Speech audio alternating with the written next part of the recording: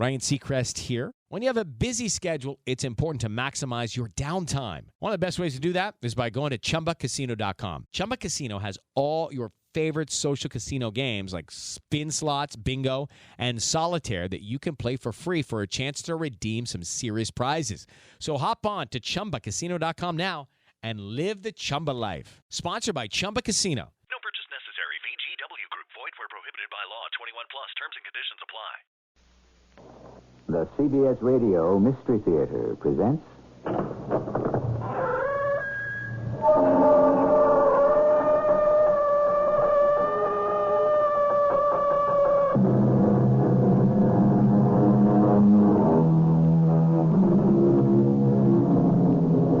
Come in. Welcome. I'm E.G. Marshall. There are more things in heaven and earth, Horatio, than are dreamt of in your philosophy. Oh, yes, Lord Hamlet, or in yours, or mine, or anyone. Even that of the man who made you out of his own talent, the sweet, the adored Will Shakespeare. And the story that follows will try to tell of one such thing, and even attempt, however feebly, to explain it. Do you trust me? I think I do, Doctor. That's not enough. I do. I do trust you. Completely? Utterly? In mind, in soul, in heart? You think about it. For this is serious business.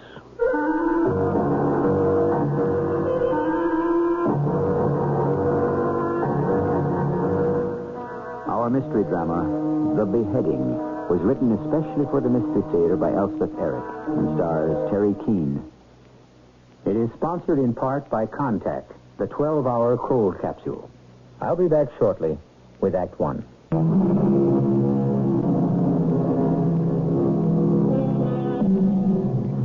Let me quote you a few lines from the same play as before, by the same imperishable playwright. I could a tale unfold whose lightest word would harrow up thy soul, freeze thy young blood, make thy two eyes like stars start from their spheres. Something resembling such a tale we bring you now in the story called The Beheading. The minute I laid eyes on him, there was something about him that... Are you sure you don't mind listening to all this? I don't mind in the least. It's so absolutely marvelous to have someone to tell it to. You've no idea. I think I have some idea. I never thought I'd be able to tell it to anyone. It's such a relief. Well, you still haven't told me. Well, it's not as though I know you very well. This isn't the first time we've met. No, but those other times, they were so, I don't know, so casual, so trivial, so nothing. Did you think so? Well, didn't you? No, not entirely trivial or casual. But go on with what you started to tell me. Oh, about him. The remarkable him. Yes, him. Do you want to know something absolutely astounding? What's that? I can't remember his name. You can't? No, I can't. I'm sure he had one. Well, I mean, of course he had one, but I can't think what it was. Well, what did he look like? Well, he wasn't staggeringly handsome. Lord, no. He was bald. Really, just not completely bald. He had a little ring of hair that ran around the base of his skull, but bald on top with freckles. You know how some men get. Yes, I know. And pale blue eyes. Quite pale blue, actually. Actually, you're too pale. But with a twinkle, a sparkle, like sunlight on water, and white skin like paper. Really, it was that thin, that white, except where the veins showed through. Am I making him sound terribly unattractive? No. Because he wasn't, you know. He wasn't at all. He stood there looking at me in the sweetest way. He had such sweetness, such dearness, such lovableness. Dear Lord, I'm crying. Oh, that's all right. I'm such a fool. You're not a fool at all. But why should I be crying? I mean, it's not as though there's anything to cry about. Why are you crying? I haven't the slightest idea. It's just so stupid. You must have some idea, Joyce. Joyce. You called me Joyce. Well, it's your name. Yes, but you never did before. Do you mind? No. It's just that we don't know each other very well, and... Well, look, would it be awful if I called you Hester? Oh, not awful at all. Well, then, I will. Fine. Now, tell me why you were crying. Oh, I think it was because when I was talking about him, describing him, you know, how he looked, the skin, the hair, the lack of it, and the light-colored eyes, that's sort of what my father looked like. Oh, really? Well, no, not really, but sort of. And the other part, the sweetness, the dearness, that's what set me off, I guess. My father was very sweet and dear. Very. Yes? He was never what you'd call a big success, my father. For that matter, he wasn't even a small success. Actually, he was very close to being a failure.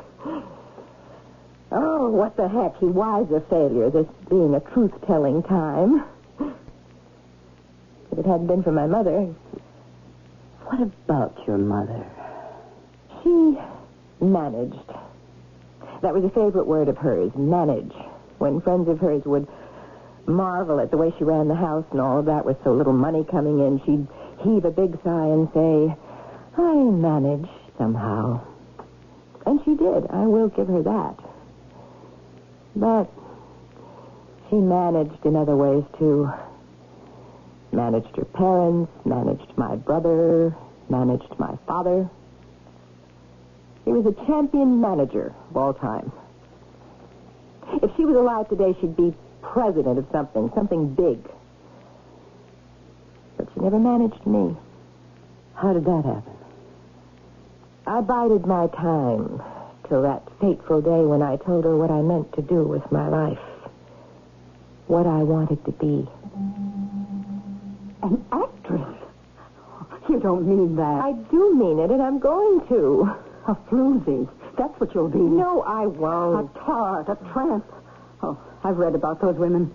Floozies, every one of them. That doesn't mean I'll be. What have I brought you up for? Fed you, clothed you, taught you manners, sent you to school so you could throw your life away. Is that why I did it? I don't know why you did it. So you could marry a decent, intelligent, hard-working man. That's why I did it. And live in style. That's why. Not like me. No, Mother. Having to sprint and save and go without year after year. So you could have the nice things in life. Security and respectability. And being able to hold your head up. That's why I did all that I did for you. And now you stand there and tell me you want to be an actress? And you did become an actress. Yes, I did. And I managed to stay respectable, too. I'm sure you did. And had more security than I'd ever dreamed of. First in television, then the movies. Made quite a lot of money. What about him? The remarkable him, who appears not to have a name. Oh, yes. Well, there he was in this big room with pots of flowers at all the windows and the sun streaming in. And there he stood in his rumpled gray slacks and his short-sleeved shirt, just looking at me with his pale blue eyes through his rimless glasses. Did I tell you he wore eyeglasses without any rims? No, you didn't. They gave him an old-fashioned look. Everything about him was a little old-fashioned. He was so dear. Go on, Joyce. Well, we greeted each other quite conventionally, I think. And then... Now, suppose you sit down right there. Yes, good. And I'll sit across the desk from you, like this, eh? And you tell me all about yourself. How long have you been tortured by this asthma? Oh, years, Doctor. Years and years and years. Since you were a small child? Oh, 4 or 5, I think. Too bad. It really is torture. Of course it is. You're the first doctor I've talked to who seemed to realize that. Oh, have you seen many doctors before me? Oh, dozens, it seems like, here. In Philadelphia, in New York, Chicago. I even went to a clinic in Switzerland. I'm hopeless. Perhaps not. Unless you can help me.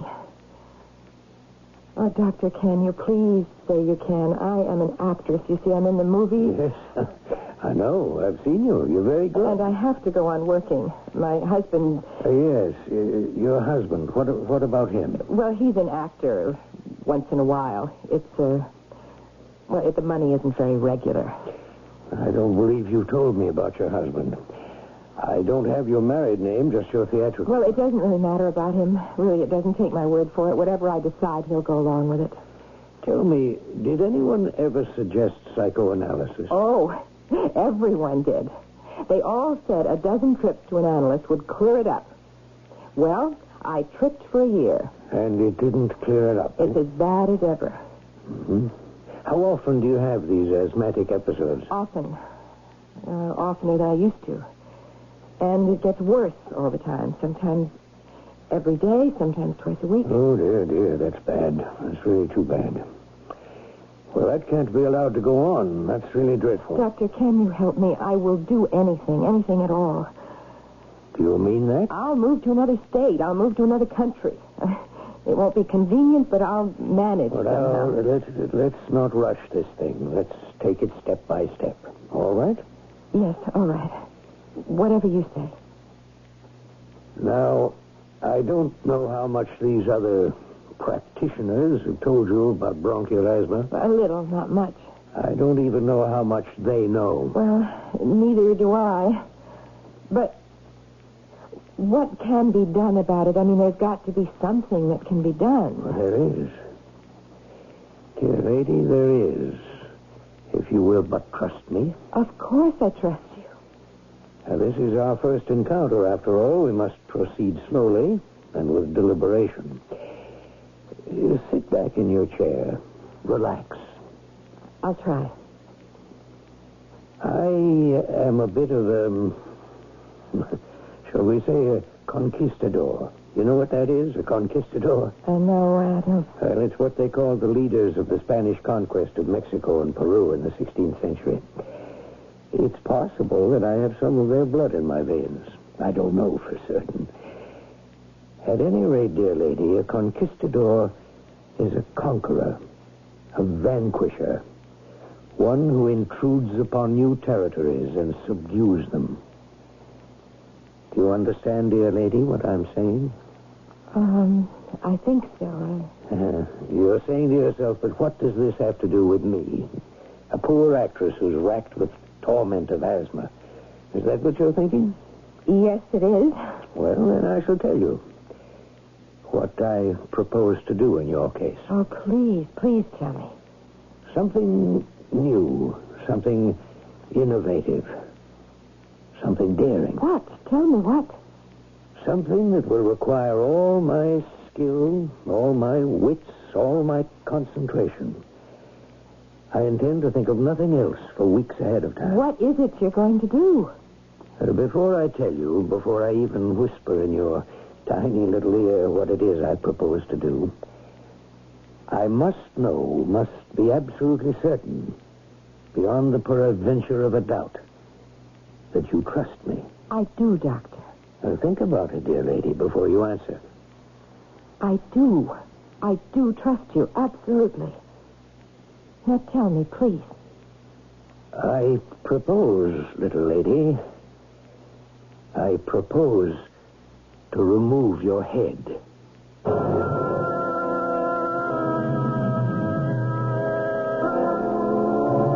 It's not for no reason that our television screens are jam-packed with doctors and nurses and patients and nervous friends and relatives, with operating rooms and respirators and machines that carry little jigging lines and go beep. The horrid fascination of life versus death compels our interest, and like it or not, we can hardly wait to see how the story comes out. I'll continue with Act 2 shortly.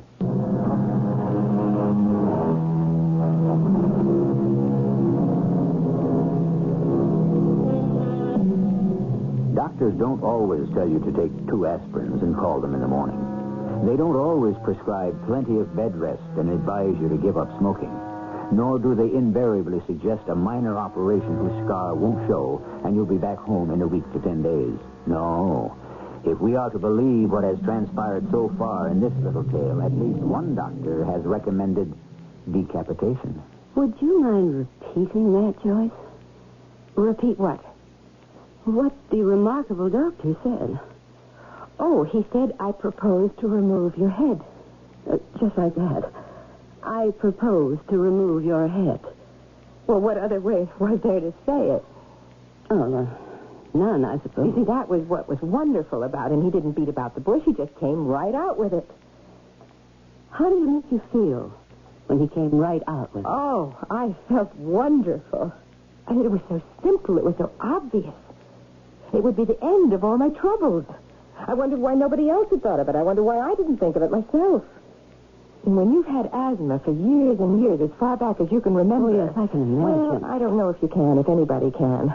All you want is to be free of it. Taking off your head seems good, right, the absolutely correct thing to do.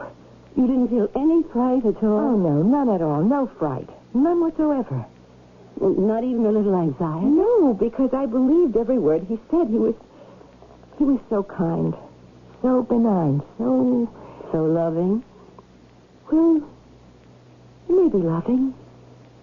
Though I've told you he wasn't handsome or anything like that, and he was a lot older than me. I didn't want him to make love to me. It wasn't anything like that. What did you want? To put my hand in his hand and follow him wherever he wanted me to go. Wherever it turned out to be, I knew for sure it was where I wanted to go. Oh, it would be peaceful and beautiful and no more pain, no more struggle. It would be like being with God. I see. We call God our Heavenly Father, don't we? What? No, never mind. I don't know what you're talking about, Hester. What's the point? Later on. Now, what about your husband? What about him? Well, did you think at all about what he would say? Say about what? About severing your heads from your body? Well, what did Peter have to do with it? Peter's your husband? My second husband, but he doesn't matter. Whatever I decided, Peter would say, okay, go ahead. He always does. Always? Always. Just the other day... You said Peter's an actor. Well, kind of. He doesn't work too much. Well, what does he do? Well, right now he's trying to sell real estate. I started to tell you just the other day. You sure you really want to hear all of this? I'm really sure. Well, I came home from the studio. They had kept us late, some tricky scene that they couldn't get to work right. And there was Peter, pacing the floor. Joyce? That you, Joyce? What's left of me? Oh, you tired? That's one word for it. What's with you? What? You know the Johnson house? The mansion on Alameda Drive? Yeah, asking price $195,000. That's the one. Well, this sheik of Araby, oil's coming out his ears, offers $175,000. And Johnson just came down to $190. Are you listening? Just taking off my shoes. Oh, your feet hurt? Well, anyway, I got the Arab up to 180 and Johnson down to 187, and I thought, wow, I've got a sale going here for a lousy $7,000. I've just got to get them together. Each one give a little, so I set up a meet at the house this morning. I showed up in my best slacks and loafers, full of confidence and charm, and you know what happened? Tell me. The Arab wouldn't budge. Johnson wouldn't budge. How do you like that? Well, that's terrible. Wait, you haven't heard the worst. There's more? The charm was just oozing out of me, and the confidence was flowing downhill like a mountain stream when Johnson, or the other one, I forget which, said, how about you cutting your listing commission? You should cut your listing commission? Me cut my commission. Me sacrifice half my profit. Whichever bloated creep suggested it, the other one said, yeah, what a cool idea. And they congratulated each other on being so brilliant. And what did you say? I said, not in your life. I've never cut a listing commission in my life. Other people do it, I know that. But all you have to do is start that kind of thing, and they've got you pegged. Well, I suppose that's right. Well, you know it's right. I've told you how these things work. Well, then don't do it. Well, that's easy for you to say. No, it isn't. I haven't made a sale in 6 months. How do you think that makes me feel? Lousy, I imagine. Oh, worse than that. What's worse than lousy? Like a nothing. A grown man living off his wife, able-bodied male, can't put food on the table. It's humiliating. It's degrading. Well, if that's how you feel... It is, believe me. Then cut your commission and make the sale. But I can't do that. I've told you. Peter, what is it that you want from me? I want you to tell me what to Wait, do. just leave everything. Leave everything the way it is. Joyce, you all right? You just keep your integrity. Don't cut your commission. Is it starting up again? I think I may have another picture in a cup. Oh, Lord, I can't breathe. Look, never mind about the money. I will manage somehow. Oh, what do I do? There must be something I can do. Nothing anybody can do. Well, tell me. Just leave me alone. I'll manage. Now, isn't that amazing? What? What's amazing? You're saying, I'll manage, even when you felt an attack coming on. Oh, that. Whose words were they? I'll manage somehow. I'll manage. They're mine. Where did you hear them? I don't know. Yes, you do. Who said them first? Who? Oh, all right, my mother. Yes. That was completely different. Was it? Completely. I don't think so. Anyway, what difference does it make? Things have a way of repeating themselves, Joyce, or we have ways of repeating things. We think we struggle to change, be better, be wiser, be happier. But, it's a little like the Queen in Alice in Wonderland. We run all day just to stay in the same place. I really don't know what you're talking about. You don't? No, maybe you don't. Anyway, I didn't come here to talk about my mother or Peter or Vinny. Vinny? Who's Vinny? Oh, my first husband. But that is ancient history. I haven't thought about Vinny in years. I'd like to hear about it. No. I want to tell you about the doctor and what he said. Now, you keep talking about other things. All right. Let's stick to the remarkable doctor and what he said. And did. I haven't even gotten to that part yet. Well, you just got to the part where he said to you, I propose to remove your head, and you felt no fear at all. So you said. I trusted him. Well, even so, decapitation seems a little drastic. Not to me, not when he said it. When he said it. What was your reaction? All I remember is looking up into that dear, sweet face and reaching out and taking him by the hand. What do you say, dear little lady? Oh, yes. Yes. If that's what you want to do, yes. Yours is a drastic case. We need to take drastic action. I understand. I really do. But you must have questions, things you want to know. Well, okay, when? When? When are you going to do it? Well, I don't know precisely. Tomorrow? No, not tomorrow. Because I could make arrangements. I don't think you realize the seriousness of this thing. Oh, I think I do. It's not like removing a wart, you know. Well, no, I didn't think it was. It's removing your head. But I know that if you say it's the right thing to do, then it must be the right thing to do. You trust me that much, do I you? trust you the way I trust my own father. I'm very touched. So, when are we going to take off my head? Well, as soon as we find a donor. A what? A donor, you said? Dear lady. Oh, my dear little girl. Sit down. Did you say a donor? Please, sit down. No, but you said a donor. I know what I said. Now sit down. You didn't think I was going to leave you with no head at all, did you? I don't know. I didn't think about it. Little one, would I do something like that to you? Well, no, of course you wouldn't, but... No, my dear.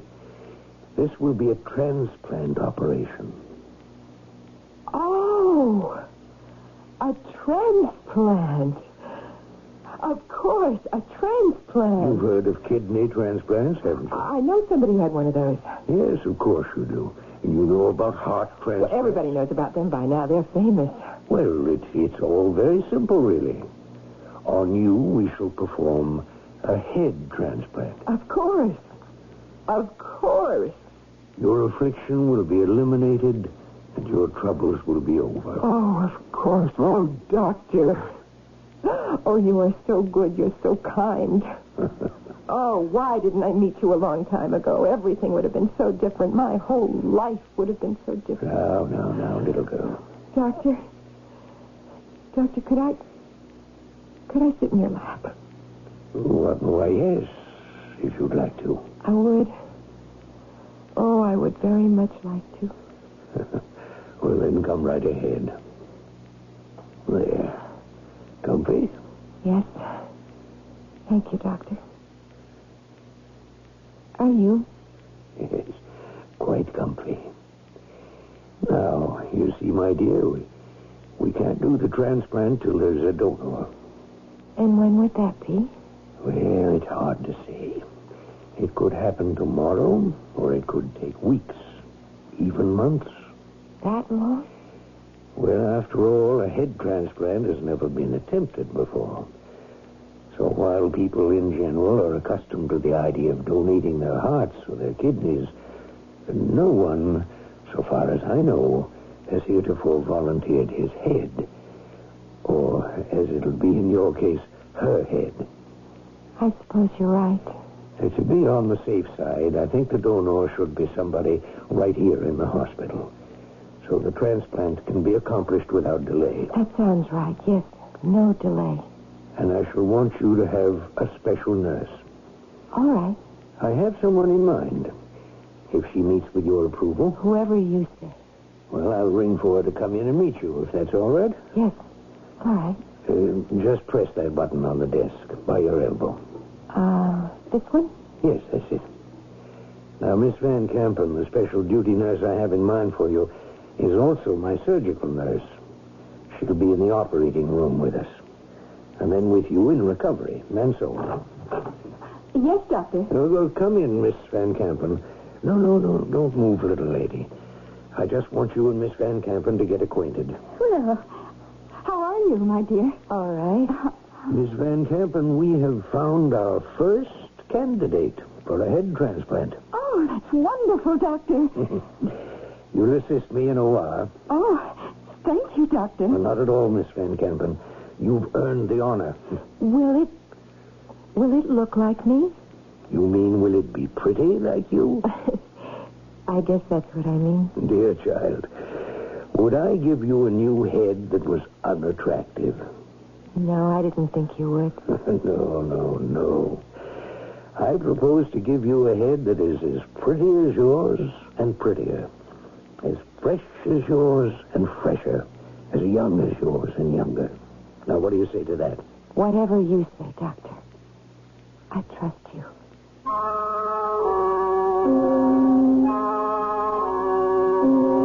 Would you like to change heads? If you could, and I make no promises, you understand, what sort of head would you like? One with long, flowing hair and a tilted nose?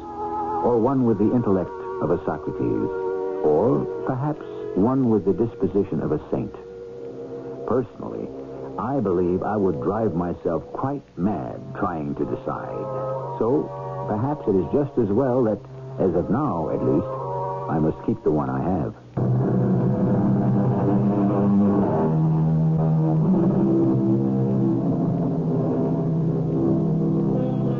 Do you know the story of the trouble tree? The fabled tree on which everyone could hang their troubles and so be rid of them. But in return, you must take on the troubles of someone else who had come to the trouble tree for the same purpose. And do you know, that no one, absolutely no one, would accept that condition. That all preferred to return home with their own troubles, which at least had the virtue of familiarity. And the trouble tree withered and died. Why didn't you tell me about your first marriage? What for? What was his name? Vinny? What do you care about Vinny? Oh, well, I don't know. I was just wondering. It's just a long time ago, part of the dead past. Oh, is the past ever really dead? What are you doing? Going philosophical on me? I mean, here I am trying to tell you about this fabulous transplant, and you want to know about poor old Vinny. Well, all right. Vinny was a writer, not a very good writer, a very mediocre writer. When he wrote, he didn't write very often. Well, what did he do? What did he do? With his time? Why, I don't know what he did with his time. Well, he must have done something. He played quite a lot of tennis, I think. And he liked to call people up on the telephone and talk to them. What about? Heavens, I don't know. Vinny was very good at talking to people, much better than I was. I used to be jealous of him, the way he could talk to people, all witty and amusing. Everybody liked Vinny. Did you? I couldn't have liked him very much if I divorced him. I can't imagine a wife not knowing what her husband was doing with his time. How could I keep track of what he was doing? I was working. Oh, yes, I see. He went to the movies a lot. I remember that because he used to tell me the plots when I got home. Does Vinny remind you of anyone? I hardly remember him. The way you describe him, he reminds me of Peter. Oh, no. In relation to you, I mean. They both left you holding the bag, didn't they? Oh. Well, I guess so, yes. Actually, they did. Everything was up to me. And somehow, you managed. You know, Joyce, you made the same marriage twice. I don't follow you at all. No, I guess you don't. Well, let's get back to the wonderful doctor and his transplant operation, if that's what you want to talk about. All right. Well, I was in the hospital. The doctor had me check in there because he wanted me to be ready. You can understand that he would. Oh, yes. I didn't have any calls for work at the moment anyway, so I took this beautiful big room with lots of sunlight. I was really terribly excited about the whole thing. And Miss Van Kampen was with me all the time, round the clock. Not getting bored, are you? Waiting around? Oh, how could I get bored? I'm going to have a new head. Well, won't you miss the old one? Oh, no. I am so sick of it. You have no idea. And the doctor promised me an attractive one. I think it's thrilling. A whole new me. What about your career? What? Your acting career. What about that? Oh, that. Well, what's going to happen when you show up with an entirely new head?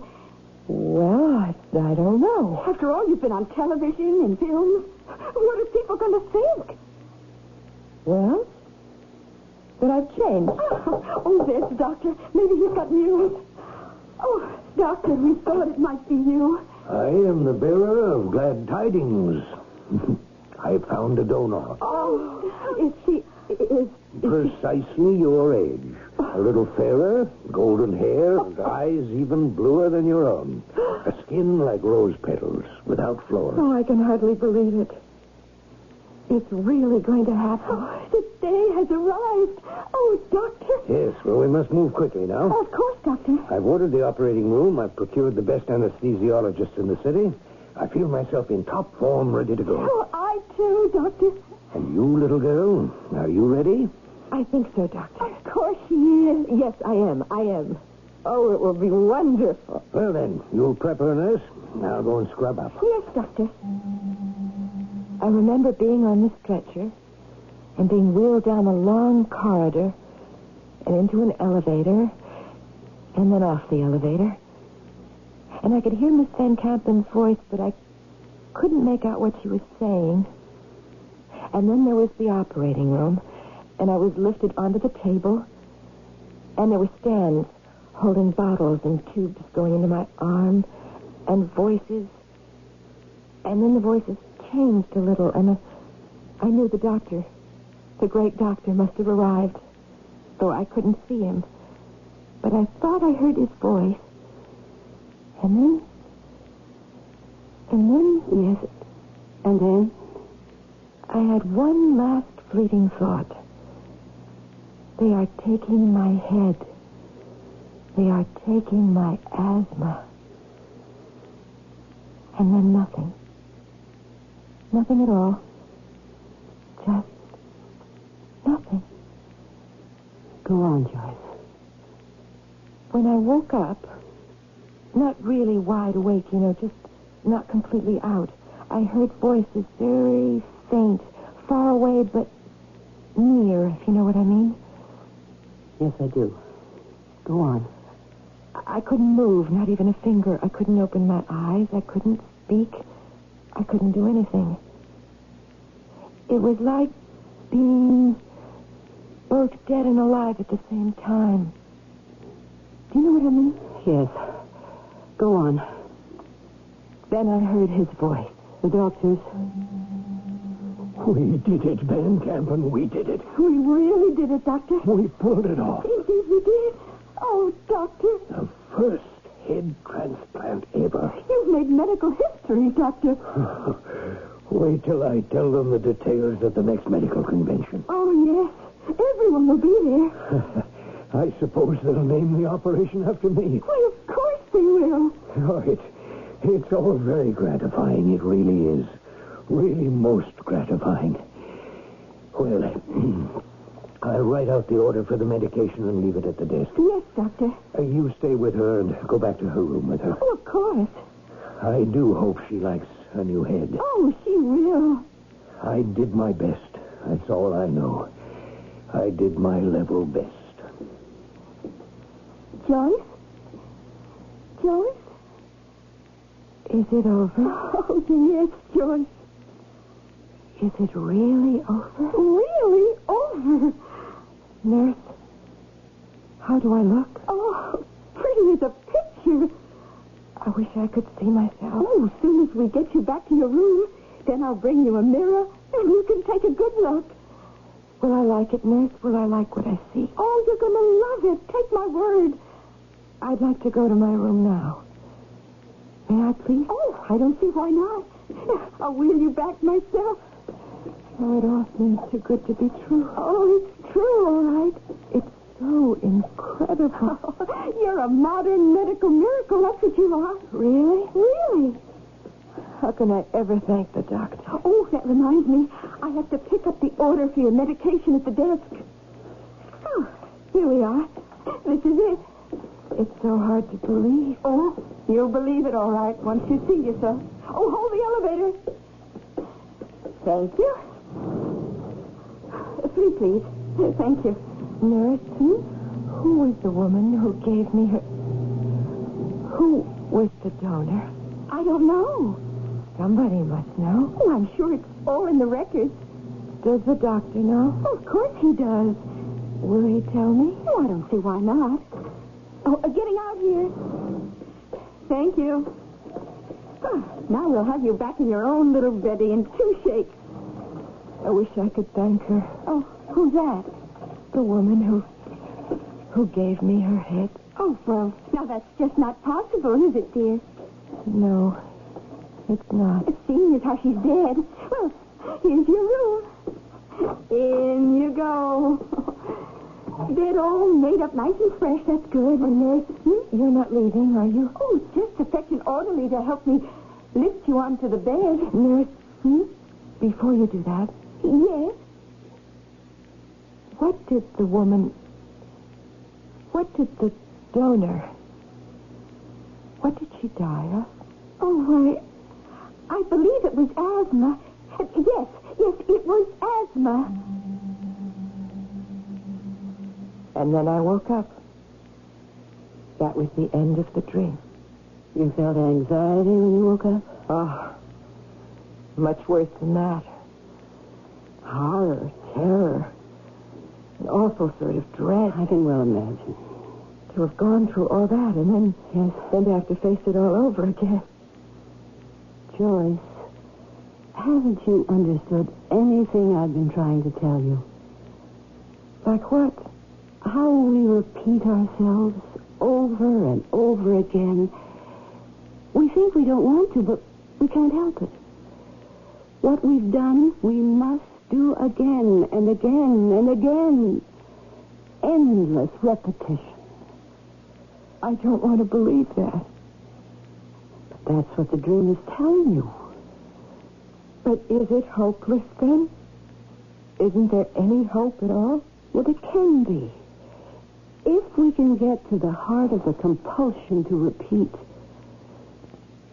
That's what you and I are trying to do here. If we can do that, I might even get over my asthma. Mightn't I? It's entirely possible. See you tomorrow, same time.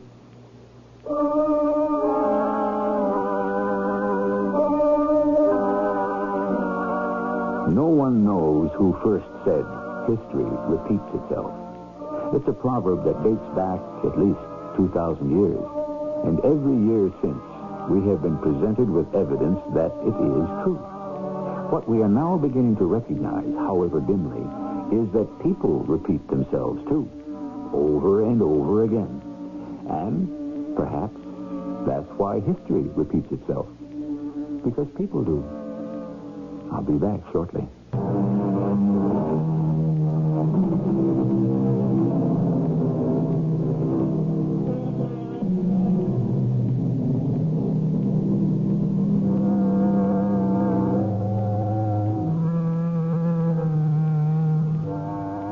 Would you like to live your life all over again? You would? But hold on there. Think. It is your life you must live over. And you must live it over exactly as you did the first time. Leaving out nothing, changing nothing, adding nothing. Now, I ask you again. Would you like to live your life? Your own particular life? Would you like to live it for the second time? Think before you answer. Our cast included Terry Keane, Grace Matthews, Court Benson, and Bryna Rayburn. The entire production was under the direction of Hyman Brown. Mrs. E.G. Marshall inviting you to return to our Mystery Theater for another adventure in the macabre. Until next time, pleasant dreams.